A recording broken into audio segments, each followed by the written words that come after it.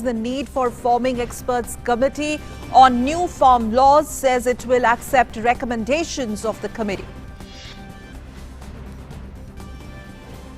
Bird flu cases confirmed Delhi and Maharashtra. Total confirmed cases found in 9 states so far. States, union territories requested to increase surveillance and public awareness.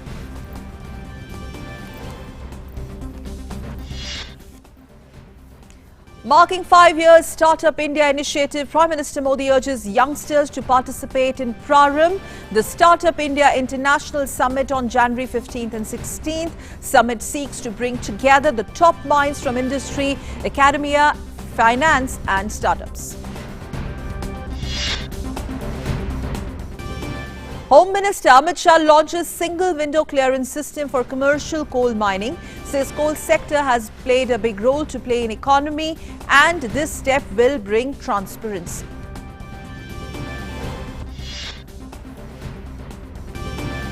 In international news, US House Speaker Nancy Pelosi shares with lawmakers plans to remove President Donald Trump from office before starting an impeachment process.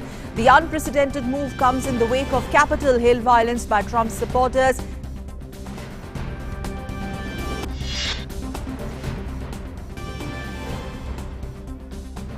And in cricket, gritty Indian batsmen force a draw on the final day of the Sydney Test. Series stays level 1-all. Rishabh Pant's explosive 97 and Pujara's docked 77 highlights of the Indian innings. And let's begin on Midday Prime with the big news.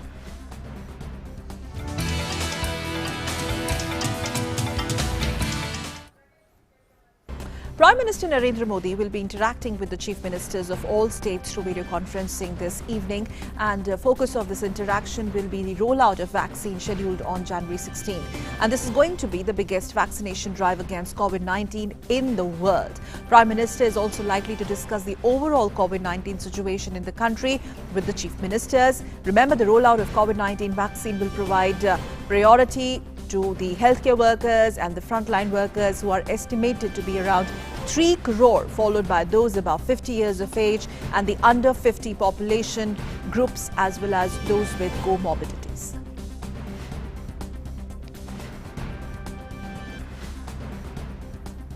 And earlier on Sunday, Union Ministry of Health and Family Welfare held a video conference with the administrators from states and union territories on the CoWIN software, which forms the backbone of the last mile vaccine administration on Sunday. The meeting was chaired by Chairman of Empowered Group on Technology and Data Management to combat COVID-19 and a member National Expert Group on Vaccine Administration of COVID-19. During the meeting, the feedback of the states, union territories on the CoWIN software and its operational use emanating from the dry runs was discussed in detail. The CoWIN vaccine delivery management system will provide real-time information of vaccine stocks, their storage temperature, individualized tracking of beneficiaries of the COVID-19 vaccine.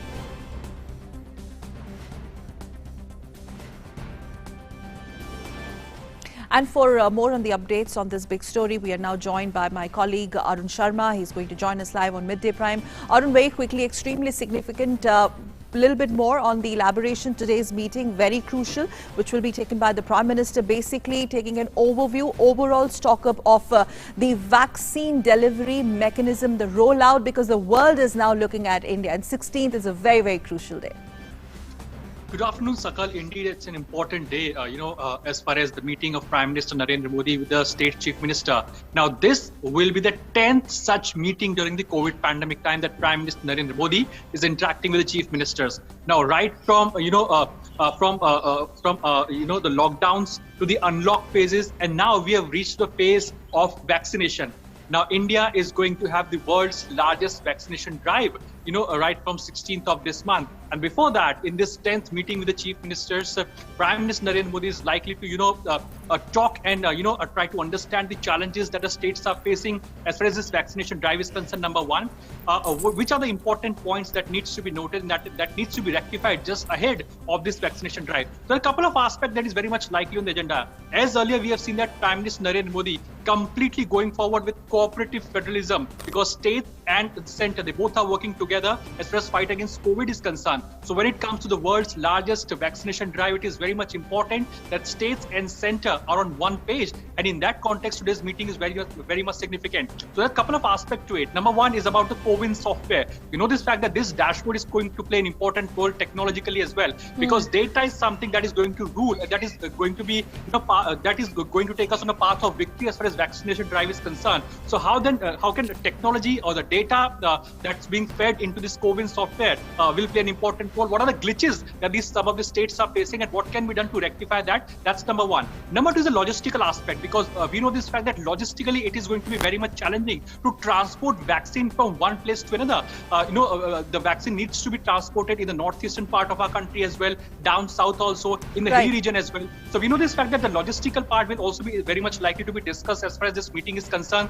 The states that have witnessed the high caseload factor, that states will be provided with a higher number of vaccines as compared to the other states with lower caseload. So as the transportation logistical part is again one more issue, because recently, only Sakal, we know this fact that the airlines have been given permission by the government of India that even the passenger aircraft can carry this COVID vaccine, but of course there should not be any kind of passenger sitting on that aircraft. So yes, the complete conducive environment being prepared, so that the transportation of vaccine and logistical part can be smoothened. So in all these aspects, Prime Minister Narendra Modi is going to listen to the chief ministers, and his address, his vision is going to be very much important, because we are in the last leg now, because vaccination drive, it's the world's largest vaccination that India is going to have from 16th of this month. Absolutely. Thank you very much, Arun, for summarizing basically the top talking points that will feature today when Prime Minister takes this very important meeting with chief ministers on the vaccine rollout that is scheduled on January 16th. And now, as we are talking about COVID-19 vaccine rollout, let's also get you an update on the pandemic from across the country. The numbers. As we speak, India has been registering a massive decline, daily new cases since many days continuously. 16,311 new cases were recorded in the last 24 hours. India's daily new fatalities have also declined substantially. Less than 170 daily deaths were recorded after 229 days. And declining new cases, are high rate of recovery have in tandem resulted in continuous fall in the country's active caseload on a sustained basis. India's total active caseload has fallen to 2.25 lakh today. And the present active caseload consists of just 2.13% of India's total positive cases. 16,959 cases have recovered and discharged in the last 24 hours. The gap between recovered cases and active cases, that is steadily increasing, is nearing 99 lakh, and presently it stands at 98 lakh 70,383. The recovery rate is also improved to 96.43% today. And remember, this is amongst the highest the world over. And talking about ICMR, let's take a look at the COVID-19 testing status from across the country. Now, according to Indian Council of Medical Research, 18 crore 17 lakh 55,831 samples were tested till January 10th across the country. 6 lakh 59,209 samples were tested on Sunday alone.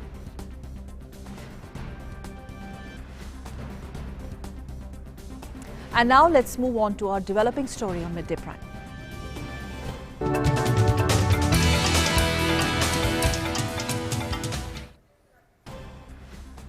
Supreme Court has today made some significant observations regarding the ongoing farmers' agitation. Hearing the matter, the Apex Court had said that the experts committee must be formed expeditiously and further observed that it wants the matter to be resolved amicably. Referring to the experts committee, the court said that it will accept the recommendations of this committee.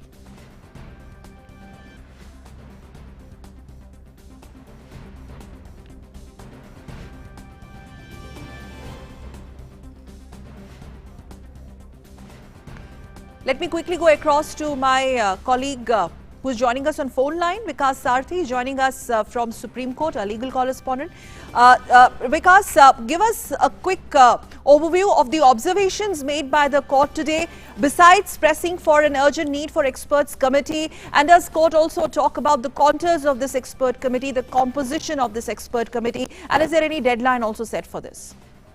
Well, Sakal, as earlier Chief Justice of India suggested formation of the committee today, he also said that the best way to resolve this deadlock will be an expert committee, and court said that in fact it has gone through some details of of Indian Council of Agricultural Research. So court may pick some of the members from there, and the committee is likely to be headed by a retired Supreme Court judge or retired Chief Justice of India, though the name will be finalized later. And apart from it, court also said that to bring the balance and to put away the apprehensions in mind of farmers, Supreme Court proposed that for the time being, the implementation of these three laws will remain stayed unless this committee comes up with a final solution. So, Attorney General said that the law cannot be stayed unless it is ultra vires of constitution or there is some kind of illegality. Court cannot stay a law at this stage. So, Attorney General opposed that move, but court said that we will have to find an amicable solution, and court feels that it will be the right way to deal with the issue. Now, court, apart from it, court today also said that it may pass some part of the order today itself, and the other issues will be addressed later, tomorrow, or maybe some other date as decided by the court. But court is of the very strong opinion that an expert committee will be the only way to end this deadlock. Okay, thank you very much, Vikas, for those quick inputs. Thank you very much. And now on Midday Prime, it's time to move to National Prime segment.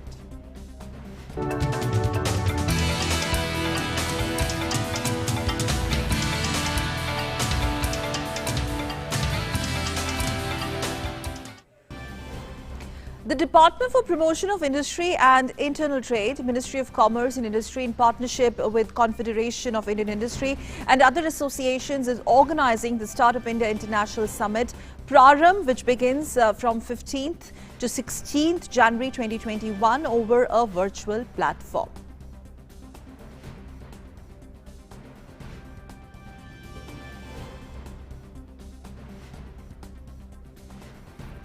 So Prarambh is conceptualized to honor 5 years of startup journey in India. Indian startup ecosystem, remember, is the world's third largest startup ecosystem and is growing at an unprecedented rate, contributing to the innovation-driven growth for the Indian economy. And remember, this is going to be a 2-day summit. The 2-day long virtual summit will bring together on common platform over 200 marquee speakers from across the globe, and India. It's going to be World Plus India on this platform, basically to facilitate discussions on technologies, on innovations, on robust policy mechanisms and initiatives pertaining to the startup ecosystem. Also, that will enable government and international organizations to actually share their views and set on fire the minds of young Indian entrepreneurs, basically propel these young entrepreneurs, driving them to solve the problems and challenges that matter vis-a-vis startup ecosystem, not just for India, but also basically for the entire world.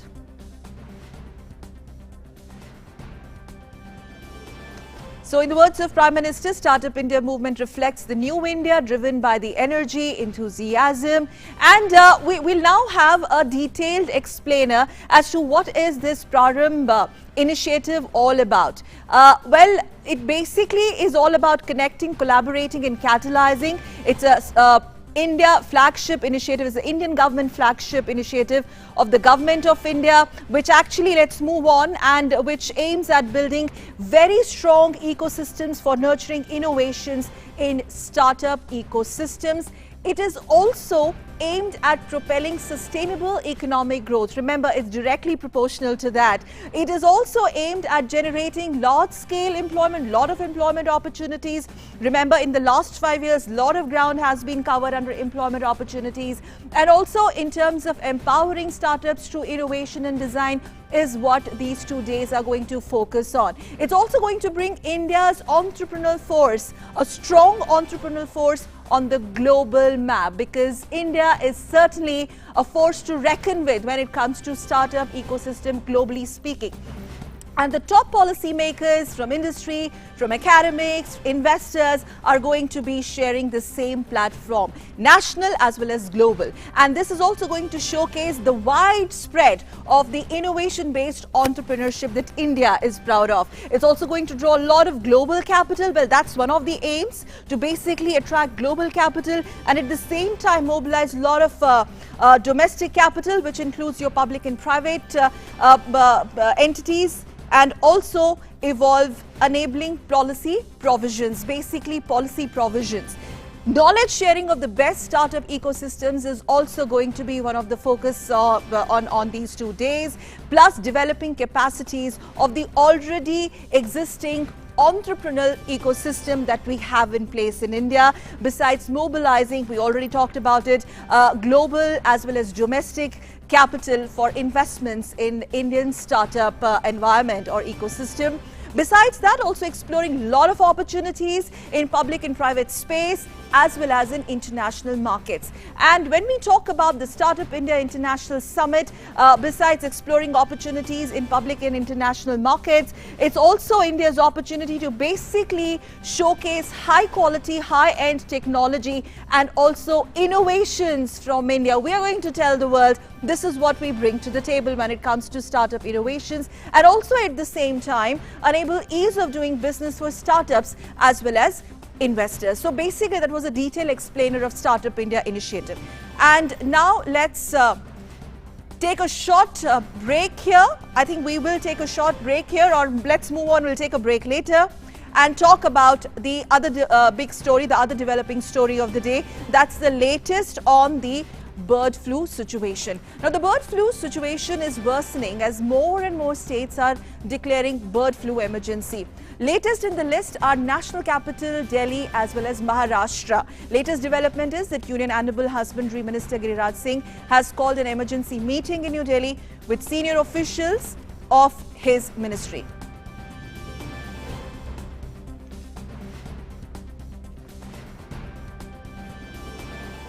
He will address media on the decisions in the evening. Delhi has become the 9th state to confirm cases of bird flu amid concerns of the spread of the disease. All samples from Mayur Vihar, Sanjay Lake and Dwarka have been found positive for avian influenza. In the wake of avian influenza, NDMC has formed a rapid response team to carry out the field inspection to examine various birds in NDMC area. Meanwhile, import of live birds have been banned in Delhi. Also, the biggest wholesale poultry market in Ghazipur has been temporarily shut down. Let's now talk about Maharashtra. In Maharashtra, Chief Minister Uddhav Thackeray has called a meeting of ministerial colleagues and officials after confirmed reports of bird flu outbreak in the state. The state has become 8th to confirm the outbreak of bird flu. As per officials, 800 chickens have been found infected with flu in Parbhani district. As the centre is already on alert, Maharashtra government has also put all districts on high alert and closely they are monitoring the situation. Remember, so far 9 states are affected from the bird flu. Apart from Delhi, Maharashtra, the other states are UP, Kerala, Rajasthan, Madhya Pradesh, Himachal Pradesh, Haryana and Gujarat. They have had earlier confirmed avian influenza cases as the cause of the recent bird deaths.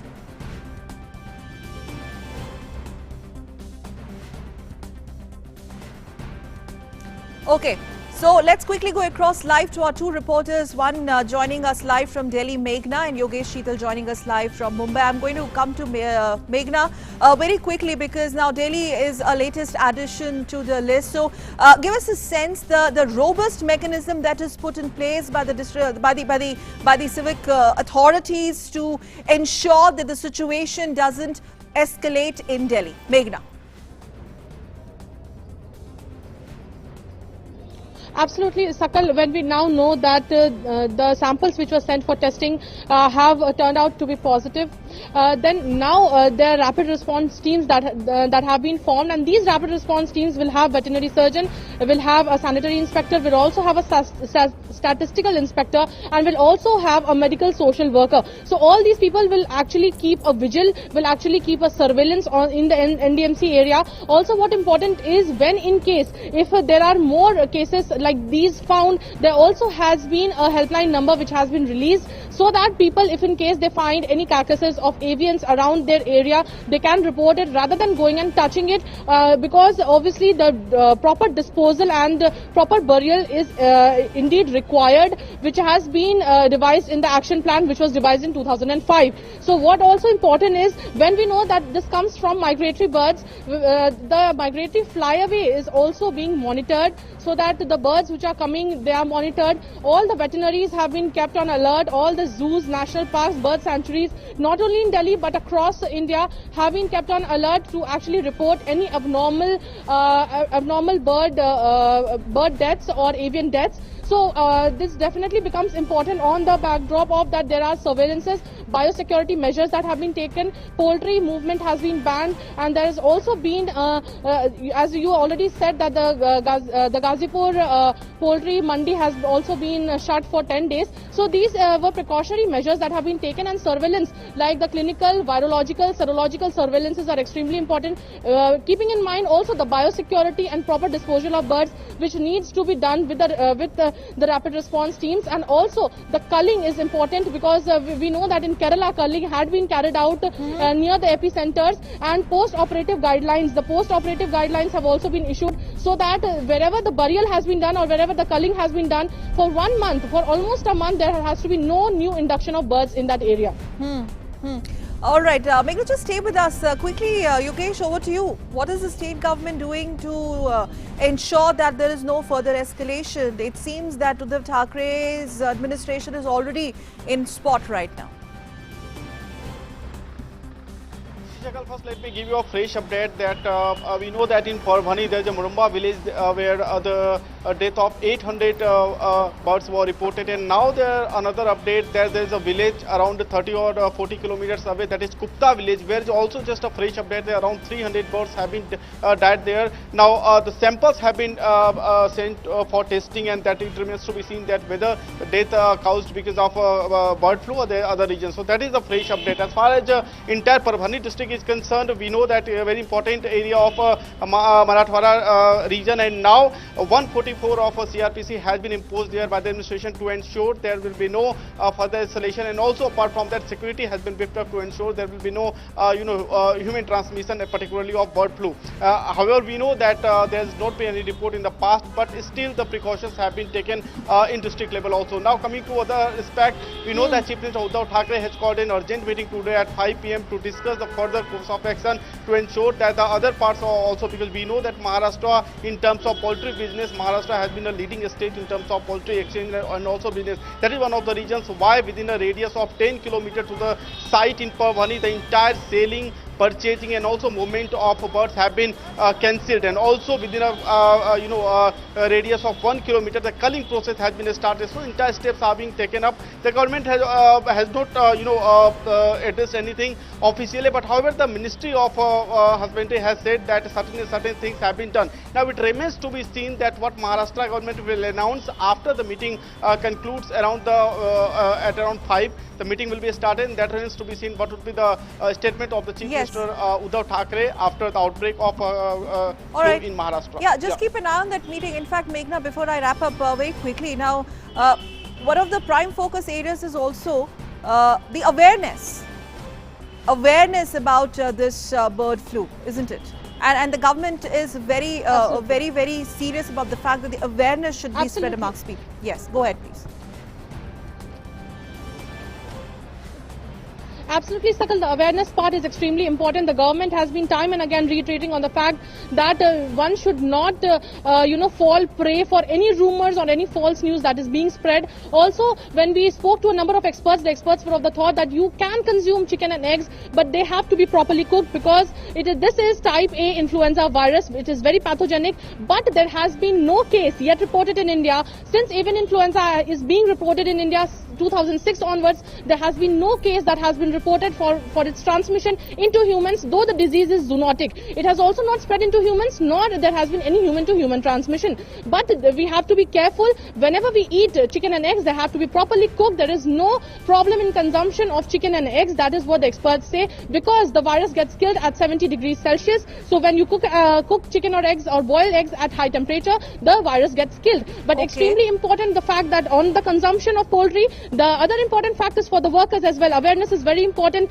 Use slack lime as much as possible in the nearby housing systems where the poultry is actually residing. Slack lime must be used to actually disinfect the entire area. Biosecurity is extremely important. Besides that, one very important thing is that people who are going to live bird markets should also wear masks and gloves. So these are some of the preventive measures that have been sought and that have been given out by the government as well. All right, thank you very much, Meghna Dev and Yogesh Sheetal, for those quick inputs on this developing story of the day. Thanks.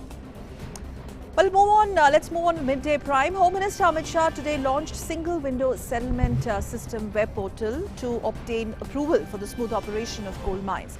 Single window settlement system is an online platform for obtaining clearance for smooth operation of coal mines. Speaking on the occasion, Home Minister said that removing inconsistency in the coal sector and bringing transparency in this sector was the aim of the Prime Minister Narendra Modi.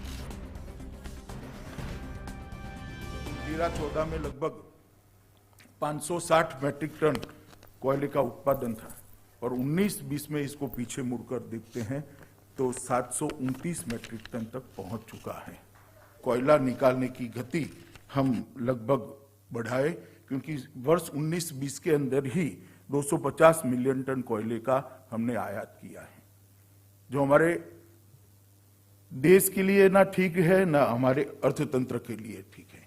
आज एक कार्यक्रम के अंदर ये दो कार्यक्रमों को एक साथ जोड़ा गया है, मगर इसके अलावे भी ढेर सारे सुधार भी किए गए। कॉमर्शियल कोल माइनिंग की मंजूरी दी है, वो तो आप एक कार्यक्रम है ही। 100% एफडीआई को भी हमने परमिशन दिया है। कोल ट्रांसपोर्टेशन इंफ्रास्ट्रक्चर की एक बहुत बड़ी योजना बनाई है। Well, on the occasion, Home Minister also said that reforms have been done in many sectors, including pharma, infrastructure and space sectors during COVID-19. The pandemic may slow down the speed to realize the dream of $5 trillion economy, but we will certainly achieve it. आज लगभग 40 निजी कंपनियों और 2 सार्वजनिक कंपनियों ने जो हिस्सा लिया था, उसमें से 23 खदानों का आवंटन हुआ है। मैं मानता हूं इससे मध्य भारत और पूर्व भारत, विशेषकर झारखंड, मध्य प्रदेश, महाराष्ट्र और उड़ीसा, इसके जो 19 कोल ब्लॉक है, इसके हस्ताक्षर हो गए हैं।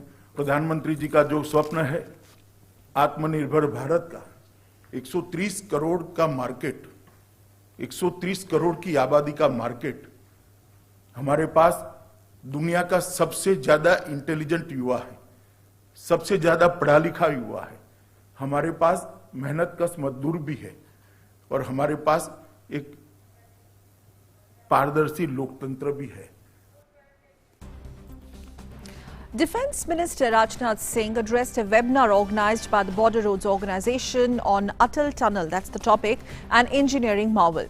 The Defence Minister also released a book based on the works of Border Roads Organisation. CDS General Bipin Rawat and Chief of Army Staff MM Narwane were also present at the event. Other institutions including IITs, NITs also joined this event. On this occasion, Defence Minister said that the country is moving fast towards self-sufficiency. Given the potential of private companies, the government has given them opportunities in the field of defence. हम न केवल hardware manufacturing बल्कि soft technology में भी तेजी से आगे बढ़े।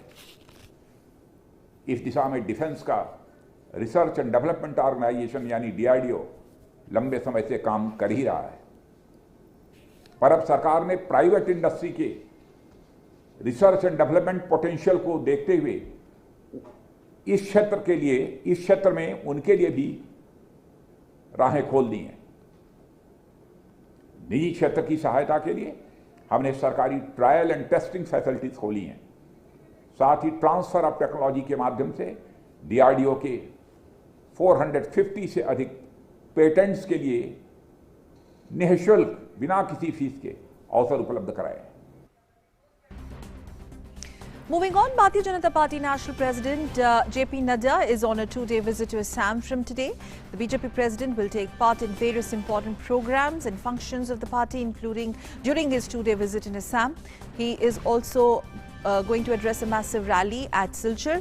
Later, JP Nadda, along with BJP National General Secretary BL Santosh, will hold a meeting of functionaries of the BJP Assam unit in Guwahati. He will also take meeting of the BJP team Assam, which will be attended by senior leaders of the party, including National General Secretary and Assam Chief Minister Sarbanda Sonowal. On day 2 of the visit, BJP president will be attending a meeting of Vichar Parivar in Amingao. He will also offer prayers at Kamakhya temple.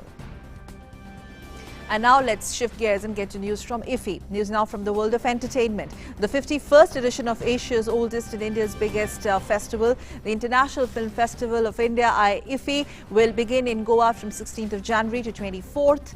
It will be the first ever hybrid film festival with some events on the OTT platform. And this year's country in focus for the 51st International Film Festival of India is Bangladesh, and 4 Bangladeshi films will be screened under this section. The key highlights will include retrospective films, masterclasses by Shilpa Shetty and veterans including Shekhar Kapoor, Q&A sessions, there will be 4 of them, and film appreciation sessions. My colleague Jyotika Grover reports.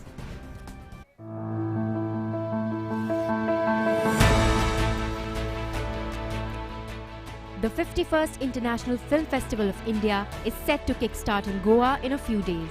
IFFI couldn't be organized in 2020 due to the COVID-19 pandemic. And even this year, IFFI will be held in a hybrid mode with both virtual and physical experiences. Film industry is very much excited for the 2021 edition of IFFI. Cine star Anil Kapoor tweeted, "It's that time of the year again. So proud of IFFI, flying the flag for cinema globally. Always something to look forward to. All the best, Team IFFI." Anupam Kher also tweeted that he is looking forward to the IFFI, which he said is leading the way in Asia and the world. He tweeted, "IFFI, leading the way in Asia and the world. The film festival is from 16 to 24 Jan. Looking forward. All the best, Team IFFI." Actress Dia Mirza also conveyed her good wishes to the 51st IFFI in Goa. She tweeted, wishing International Film Festival of India all the very best for its 51st edition. The biggest film festival of India is all set to commence on the 16th to the 24th January 2021. Director and producer Subhash Ghai extended best wishes to the 51st IFFI. He said, wishing International Film Festival of India my very best, commencing on 16 to 24 Jan in Goa, showcasing some of the finest cinematic works from across the globe. Expressing happiness, actress Shilpa Shetty Kundra tweeted, "Such a proud and happy moment, not only for me, but also for each one of us. One of the best and most recognized film festivals of the world, IFFI, is from India. Can't wait to see what's in store this year at IFFI 51. Also, filmmaker Nilamadha Panda, he said, "It's always wonderful to be at IFFI. So many memories. Looking forward to this year's festival. All the best, Team IFFI. Keep leading the way and celebrating cinema globally with the lineup of incredible films as usual." IFFI has announced a lineup of programs that will be showcased on the OTT platform during the festival. This year, IFFI will organize a few of its events on the OTT platform for its audience. Taking into account the ongoing pandemic, International Film Festival of India is holding its first ever hybrid film festival. This year, IFFI will organize a few of its events on the OTT platform for its audience.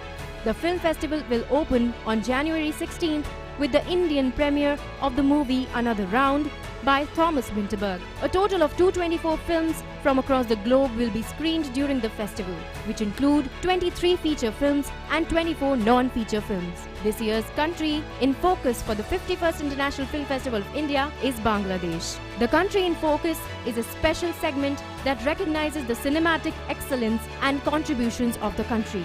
This section will showcase 4 films including Jeevan Dhuli, Megh Malar, Under Construction and Sincerely Yours, Dhaka. The festival will close on January 24th with the Indian premiere of the historical drama Wife of a Spy by Kiyoshi Kurosawa. Bureau Report, DD India. Moving on, the National Youth Parliament 2021 is being organised in the Central Hall of Parliament in New Delhi. 4 topics are scheduled for deliberation in the Youth Parliament. First is Vocal for Local. The other one, India's position in the global value chain when nothing is normal post-COVID-19 pandemic. And the third topic is Data is the new oil, protection of privacy in the digital era. And the fourth topic to be discussed is universal minimum income is the only way for poverty alleviation. Lok Sabha Speaker Om Birla inaugurated the National Youth Parliament. प्रधानमंत्री जी हमेशा इस देश के नौजवानों पर बहुत विश्वास और भरोसा करते हैं कि देश को आगे बढ़ाने का काम करेगा तो भारत का ये नौजवान करेगा। और इसीलिए आपकी जिम्मेदारी और बढ़ जाती है कि जब माननीय प्रधानमंत्री जी नारा दिया है आत्मनिर्भर भारत, इस आत्मनिर्भर भारत को अगर सशक्त और मजबूत करना पड़ेगा तो इसके लिए हमें नए इनोवेशन करने पड़ेंगे। नए स्टार्टअप के साथ इस भारत को ऊंचाइयों पर ले जाने के लिए हमारे योगदान को और मजबूती से देने की आवश्यकता है। और हमारे मन में हमेशा एक ही विचार होना चाहिए कि मेरे लिए मेरा देश प्रथम है, नेशन फर्स्ट। इस भावना के साथ अगर हम काम करेंगे तो दुनिया के अंदर भारत को सबसे आगे बढ़ाने का काम करेगा तो भारत का नौजवान करेगा। Union Minister for Youth Affairs Kiren Rijiju also said the objective of this program is to listen to the voice of the youth. ये राष्ट्रीय युवा संसद महोत्सव का दूसरा आयोजन है। इसका पहला संस्करण माननीय प्रधानमंत्री जी द्वारा 21 दिसंबर 2017 को मन की बात में उनके संबोधन से प्रेरणा लेकर 2019 में आयोजित किया गया था। माननीय प्रधानमंत्री जी ने इस महोत्सव के पहले संस्करण में पुरस्कार वितरण समारोह के दौरान युवाओं को संबोधित करते हुए इस विचार विमर्श की प्रक्रिया को और बेहतर बनाने की इच्छा जताई थी। मुझे विश्वास है कि ये सभी प्रतिभागी संसद के सेंट्रल हॉल में एक सार्थक संवाद में भाग लेकर गौरवान्वित महसूस करेंगे। 12 January is celebrated every year as a National Youth Day. Every year, Union Minister of Youth Affairs and Sports Kiren Rijiju feels that the young brigade of the country has played a huge role in battling the coronavirus pandemic. The Sports Minister also highlighted the importance of youngsters ahead of the National Youth Day. Joining me is Union Minister for Youth Affairs and Sports, Kiren Rijiju, to talk about the National Youth Day. We are celebrating this National Youth Day with the theme of Yuva and underlining spirit of Ek Bharat, Shresth Bharat. Honorable Prime Minister Narendra Modi ji has given a very clarion call that we must make India a united as well as a strong nation. So Ek Bharat, Shresth Bharat is the underlining effort of all our programs, and youths from across the country are coming together to celebrate National Youth Day on 12th of January. This time there will be a culmination of the youth festivals on 12th January. That means the festivals are going on right now at this moment in every part of the country. On the concluding day, Honorable Prime Minister will address the nation, address the youth at Central Hall of our Parliament. The youth will actually be given a chance to speak in the Central Hall of the Parliament, so that they will feel the history, they will feel the real feeling of how it feels like to be in the Central Hall of the Indian Parliament. We are also trying to ensure that this youth festival sends across the youth of our nation that we are one. And there are some of the reports I have received that the events are being very, very successful, and the youths have taken part voluntarily and in large numbers. Like Swachh Bharat Abhiyan, Fit India Movement, Khelo India, Beti Padhao, Beti Bachao, Poshan Abhiyan. There are so many programs, welfare schemes, one after another. Honorable Prime Minister had launched. We have to ensure that these programs reach out to the people in the nook and corner of the country, as well as involve the citizens and let the beneficiaries get it. So, while doing that, the youth volunteers under the NYKS, NSS, NCC, Scouts and Guides and various other organizations are playing very active role. My Ministry of Youth Affairs and Sports have been a pillar in terms of providing all the necessary assistance and support to ensure that these critical, important Government of India programs reach out to the people, particularly to the beneficiaries. That was Minister Kiren Rijiju telling us these are not just programs, these are programs to transform the lives of the people. With camera person Sumit, this is Tapush Bhattacharya for Doordarshan, Delhi. And now it's time for stories coming in from the world of sports.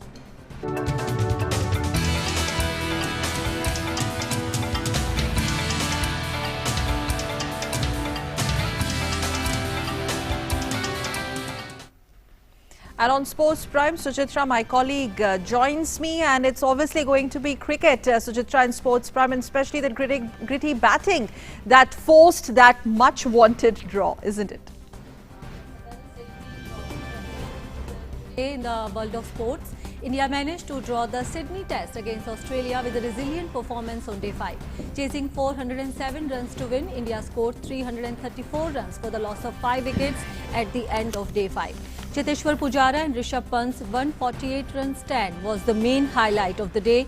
Pujara scored 77 runs off 205 balls, while an injured Rishabh Pant brilliantly counter-attacked and slammed 97 from 118 deliveries. Pant hit 12 fours and 3 sixes.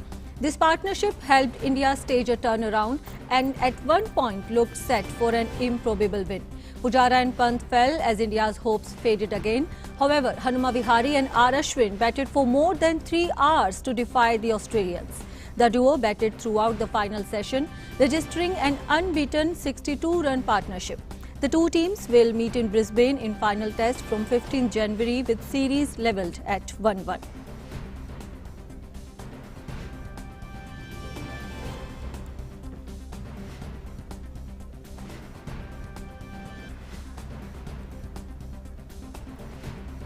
On to some football news. Cristiano Ronaldo is on the brink of arguably his proudest achievement to date after levelling with Joseph Bissan as top goal scorer in football history. Ronaldo scored his 22nd goal for club and country this season as Juventus moved up to 4th in Serie A. As Ronaldo sealed the victory on Sunday, the Portuguese star netted his 759th goal for both club and country, a record now only matched by Bissan, the Austrian Czech striker who played between 1931 and 1955.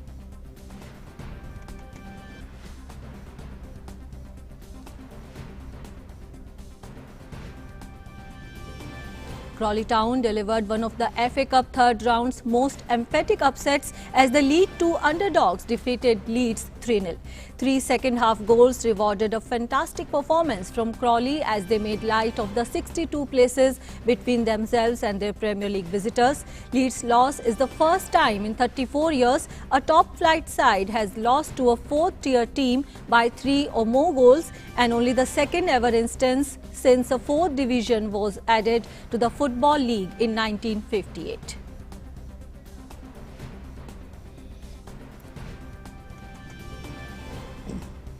And let's get back to our top sports story, the Sydney Test draw, and we are joined by our special guest, former cricketer Vijay Dahiya, to discuss about this match. Vijay, what a brilliant performance by Team India. It's never easy playing in Australia, and you know this draw is worth its gold, not less than a victory for Team India. Oh, absolutely, especially the kind of situation we were in.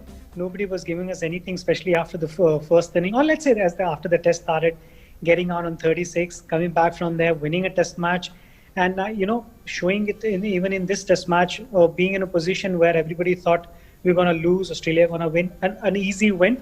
But what a fantastic show. When we talk about test match, what do you say? It's a test of your character, it's a test of your strength, it's a test of your skill. And I think it was absolutely on display by this Indian side. The character which has been shown by the Indian side is phenomenal. And I think this draw is going to be a cornerstone for a lot of victories to come. Vijay, today is Rahul Dravid's birthday. Whenever India is in such a situation, we always miss Rahul Dravid. And Pujara is always compared to Rahul Dravid. So such a special gift for Rahul Dravid on his birthday. We again saw the glimpses of Rahul Dravid and Pujara's batting today. The runs don't matter, but the number of deliveries that he faced, that is what defied the Australians. I think what defies is that playing according to the situation. Today it was very important to spend time, and I think he's done that. And you know, we always talk about in cricket, we always talk about the partnership, the importance of partnership, and that's what happened when he was batting with Rishabh Pant. You cannot score from both ends, especially in Test match cricket. It's not easy, and that's what Pujara has done. He was holding the fort from one end, and Pant was going great guns from the other end. And once that partnership broke, I think they spent enough time to give that much of a confidence back to the dressing room that if he can hang in, we can at least get one result. And that's what happens in Test match cricket. You have 3 results: lose, win or draw. And I think a draw was another important thing for India to hang in this series, especially when you know your best player, your captain is not part of the side, and you know even after a lot of injuries. Brilliant show of the character by the Indian side today. And you just mentioned about Rahul Dravid. I'm not a big fan of comparing two cricketers. Doesn't matter who they are. Rahul Dravid is a phenomenal cricketer, and whenever we talk about Indian cricket, Rahul Dravid's name will be spoken with a glory.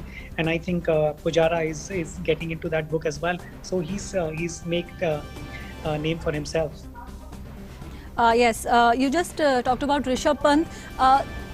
The team management, especially Ravi Shastri and Virat Kohli, they always say that Pant is a match winner, and today he showed again that why he is preferred over other wicket keepers. You know, wicket keeping skills apart, he is a class apart when it comes to batting and when it comes to playing match winning knocks in tough situations. I think let's not forget about, when we talk about the stroke players, they're impact players. Whenever they'll play, whenever they perform, their performance will put an impact, and that's what Pant is all about. And let's not forget about last time when we played in Australia, he got a Test match 100 there. Before that, he had a Test match 100 in England. Both are very competitive side, and especially when you're playing away, it's a feather in your cap to score 100 in England or in Australia. I think there were a lot of question marks as far as this wicket keeping is concerned, and that always be there. When you're playing for India, scrutiny will be there. That people always be judging you or comparing you with the others. But let's not forget about, he's a young kid, and whatever he's doing is phenomenal, and it's going to do a lot of good for his confidence. And I'm sure if he plays innings like this, will give him a lot of confidence, and that will reflect in his wicket keeping as well. And Hanuma Vihari and R. Ashwin playing for more than 3 hours facing Australian attack. I mean, it's a mighty achievement for R. Ashwin and Hanuma Vihari. Nobody expected this. Well, this is the beauty of Test match cricket, when you don't expect things to happen. And that's what Test match cricket is all about. And, Ashwin again showing why he's so important to the Indian side, not only with his bowling, his batting, his grit, I think his determination, which puts him apart from the other cricketers. Hanuma Vihari, how I love that boy. I mean, underrated so much, a lot of people don't talk about. But when you play innings like this, they give you so much of satisfaction. All that hard work, all that grinding that he's done in first class cricket for almost a decade is paying off now. So, these kind of performance, he's played a brilliant inning in England as well when he made his debut, got a 50 odd there. But these kind of innings, when you're not 100% fit, but hanging in there, not for yourself, for your country, for your team, for a cause, for something which is so special. And I think this is going to give him a lot of confidence. And more than anything else, this is going to give this dressing room, this core group, so much of self-belief which is required in any sport. Thank you so much, Vijay, for joining us. So now Team India will lead to Brisbane with a high confidence level, where the 4th test of the series starts on January 15. So those were some top sports stories. Back to you, Sakal. Thank you very much, Suchitra, for joining us with that Sydney overview. And after cricket, let's talk about the world news. It's time to take a look at what's making news across the globe.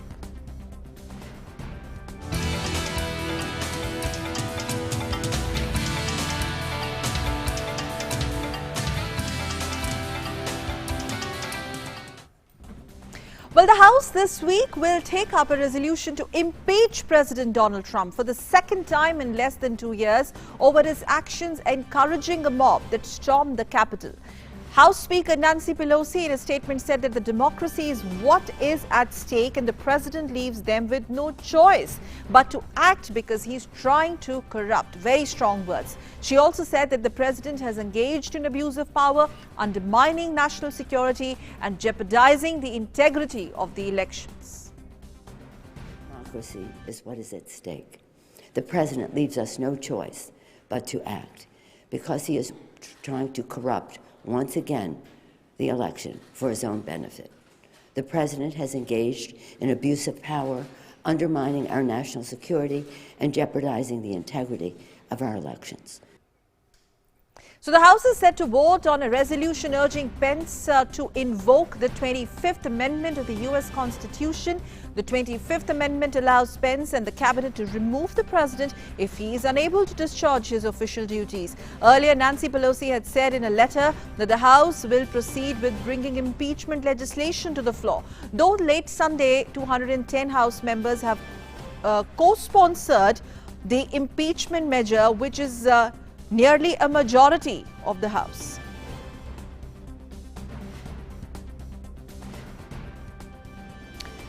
An international group of experts from the WHO will arrive in China on 14th of January to probe the origins of the coronavirus pandemic, ending the uncertainty and delay which drew sharp criticism from the World Health Body. The state television says, quoting China's National Health Commission, that experts team from the WHO will conduct a field visit to China on this coming Thursday. The team visit to China, especially to Wuhan, where the virus first emerged in December last year, has become a bone of contention as Beijing, which questions the widely held view about the virus origins in Wuhan, had delayed granting permission. The 10-member team of experts. Monday's confirmation came after WHO chief Tedros had expressed disappointment last week over Beijing not finalizing the necessary permissions for the expert team's arrival.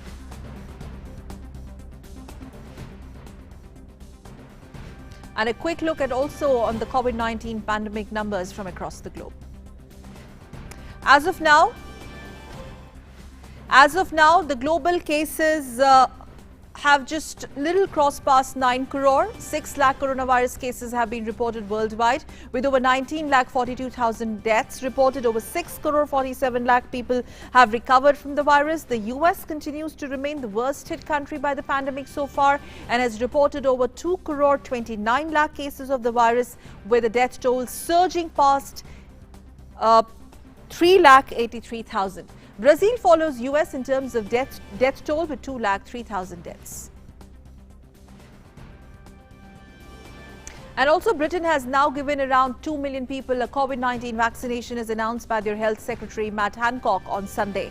The statement comes ahead of a ramp-up in the rollout of the shots on Monday. Hancock said that over the last week, the government has vaccinated more than the entirety of December. Hancock said around 2 crores were currently being vaccinated. I beg your pardon, 2 lakh were currently around vaccinated every day, putting Britain on course to meeting the target and offering an opportunity to start easing restrictions in the spring. With a highly transmissible new variant of the virus surging across Britain, Prime Minister Boris Johnson has imposed a third national lockdown in England to try to stem the pandemic before the most vulnerable are immunized.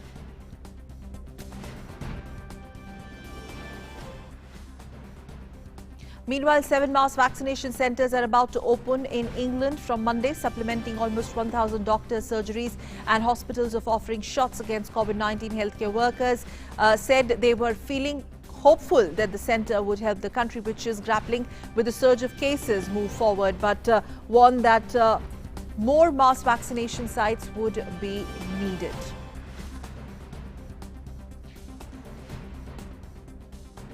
And before we wrap up, it's on Midday Prime time to get some updates back home from the world of business.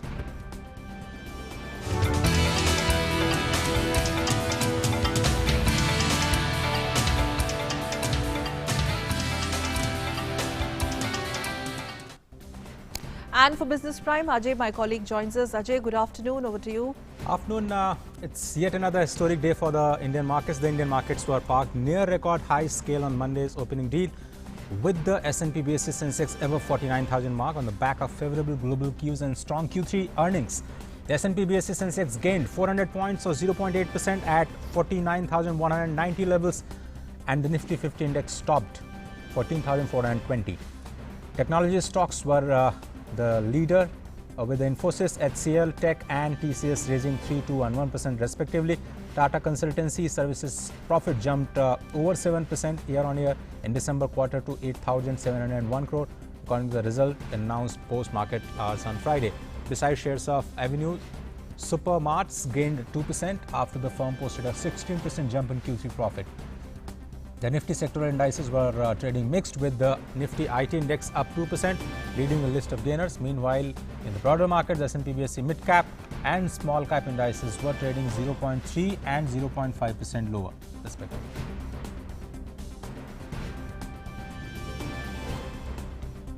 The Goods and Services Tax authorities have arrested 215 people, including 81 proprietors, 36 directors, 3 chief executives, 6 chartered accountants and 1 company secretary involved in fraudulently misappropriating input tax credit by using purchase invoices issued by fake companies. Armed with a list of over 600 business entities evading GST, the government launched a massive crackdown against GST fraud in November. The action was taken after the Law Committee of the GST Council took cognizance of the large-scale income tax input tax credit fraud through fake companies. Those arrested not only include the fake entities operators, but also the end beneficiaries who connive with those fraudsters who are running businesses of fake invoices on commission basis. Use of data analytics, data sharing and artificial intelligence that has enabled the government to identify layer-by-layer activities of these fake entities and pinpoint the fraudster with precise inputs. That's all in the Business Prime. For more news and updates, let's go back to Sakal. Thank you very much, Ajay, for joining us. Thank you. And on Midday Prime, we cut across live to these visuals coming in from Silchar, where BJP chief there, the state chief Kiran Rijiju, is addressing a public rally, and JP Nadda ji, remember, is addressing a rally right now there.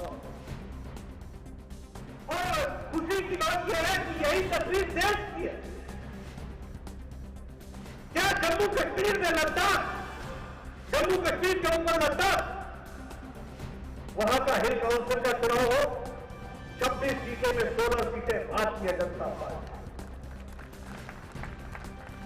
अगर मैं जम्मू कश्मीर का चुनाव कहूं तो PDP National Conference of Congress बुक्कर, ये बुक्कर के लोग सब इकट्ठा होकर के चुनाव लड़े, सबसे सिंगल लार्जेस्ट पार्टी जीत करके आई तो भारतीय जनता पार्टी आई जम्मू कश्मीर में, यह हमको समझना है। और तीनों को मिलाने तो वोट शेयर में हम आगे आ गए। यह है जम्मू कश्मीर के लोगों का भारतीय जनता पार्टी का आशीर्वाद। क्या गुजरात, क्या नॉर्थ ईस्ट, क्या लद्दाख, क्या कर्नाटक, हर सीट भारतीय जनता पार्टी ने जीती। अभी चुनाव हुआ गुजरात में, 8 में से 8 सीटें भारतीय जनता पार्टी। अभी कर्नाटक में चुनाव हुआ, 2 सीटें थी, दोनों की दोनों भारतीय जनता पार्टी।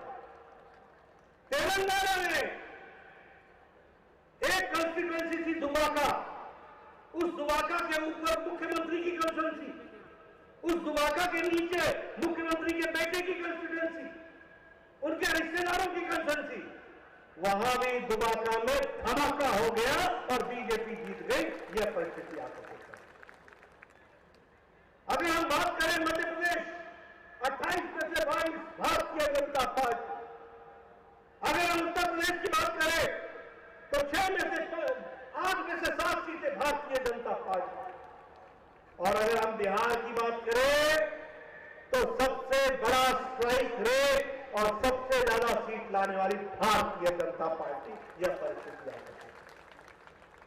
अगर हम नॉर्थ ईस्ट की बात करें, मणिपुर में 5 में से 4 सीटें भारतीय जनता पार्टी।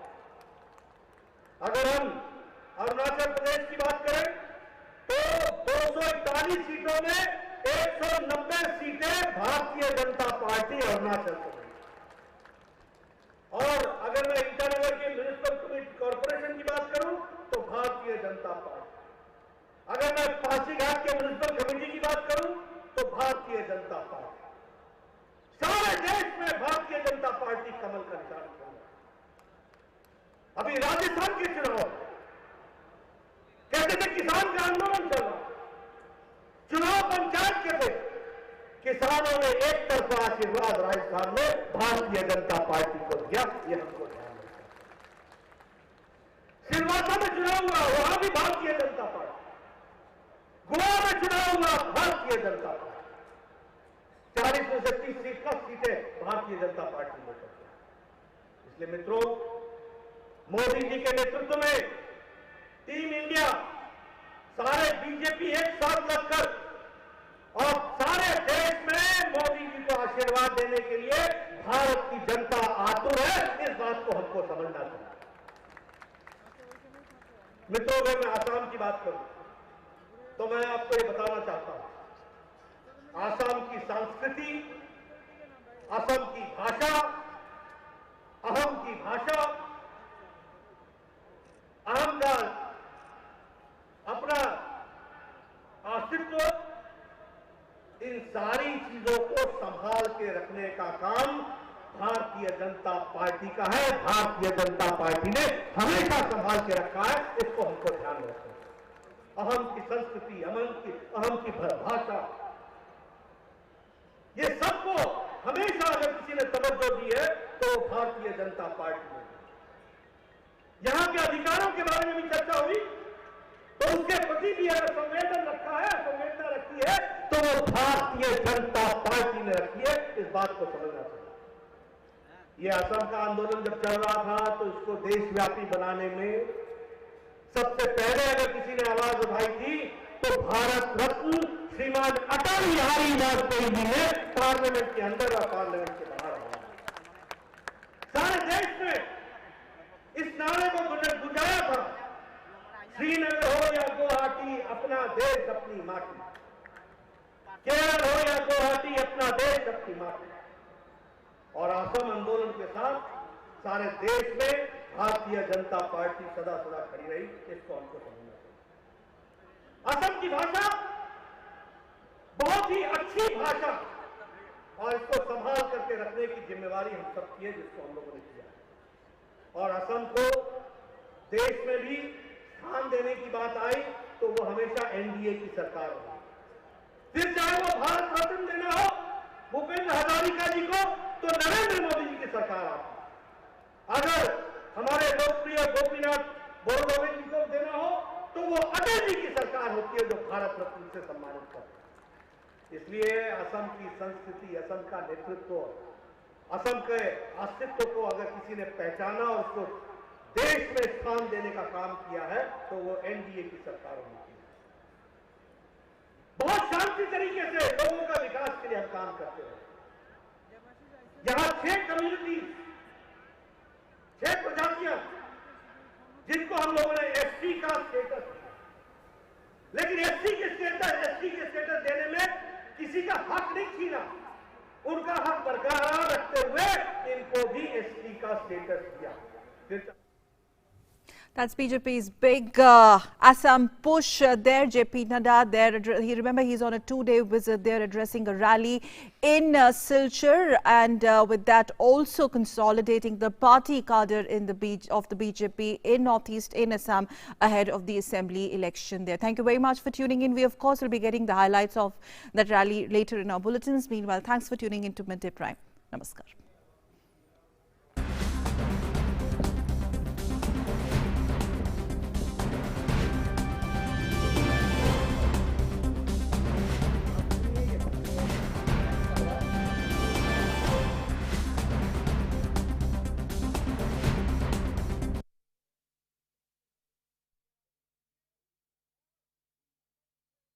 इस कार्यक्रम के प्रायोजक हैं LIC, जिंदगी के साथ भी, जिंदगी के बाद भी, और वंडर सीमेंट, एक परफेक्ट शुरुआत।